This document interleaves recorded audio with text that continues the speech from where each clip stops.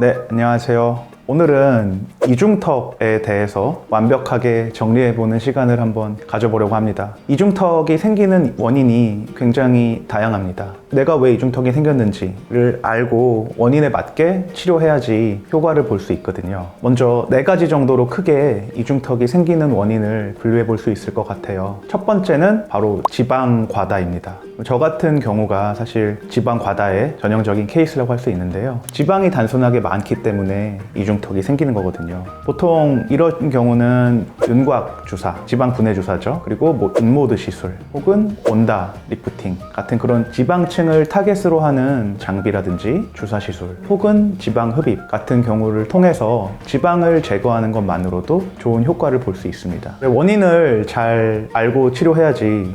예를 들면은 탄력은 좋은데 뭐 이중턱 치료를 위해서 거상 수술을 한다든지 이러면은 사실 흉터만 남고 큰 효과가 없게 되고, 탄력이 너무 많이 떨어져 있는데 이 상태에서 흡입만 해버리면은 오히려 쭈글쭈글해지죠. 어떤 원인인지 정확히 파악하고 치료하는 게 중요할 것 같습니다. 두 번째 원인은 무턱이신 분들, 턱이 짧으신 분들, 그리고 이 하악골 자체가 골격이 작으신 분들이 있어요. 이런 분들 같은 경우는 사실 많이 처지거나 지방이 많지 않음에도 불구하고 굉장히 이 각도가 90도에서 100도 정도 사이가 이상적인 각도인데, 이런 분들 같은 경우는 조금 더 이렇게 스무스하게 내려옵니다. 그러니까 이 각도가 더 둔각이 되는 거죠. 그래서 이런 분들 같은 경우는 사실 필러 혹은 뭐 지방 이식 이런 걸로 이제 턱의 지지 구조를 만들어 주면은 이 이중턱에는 별도의 추가적인 시술 없이도 이 이중턱이 개선이 될 수 있습니다. 세 번째 원인은 활경근의 하수입니다. 활경근이 무엇인지 설명드리자면은 이 빗장뼈에서 턱뼈까지 붙어 있는 근육인데요. 우리가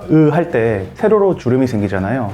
그 주름을 만들어주는 근육입니다. 보통 연세가 드시고 노화가 진행되면서 이 활경근이 탄력을 잃고 세로 주름을 만들게 돼요.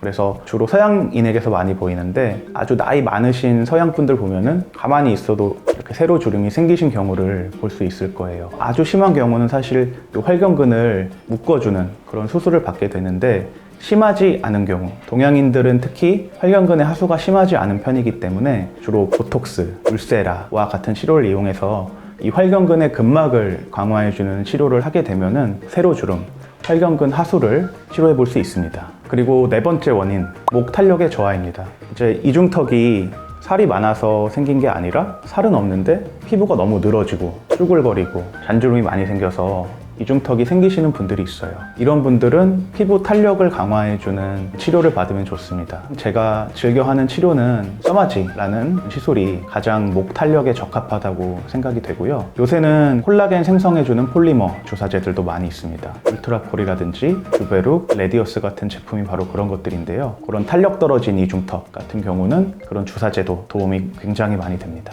오늘은 그 이중턱이 발생하는 원인을 알아보았고요. 그 원인에 맞는 치료까지 알아보았는데요. 반드시 내가 왜 이중턱이 생겼는지 맞는 원인에 따라서 치료를 접목해야지 좋은 결과를 이끌어낼 수 있고 시간과 돈을 낭비하지 않을 수 있는 것 같습니다. 오늘은 여기까지 하겠습니다.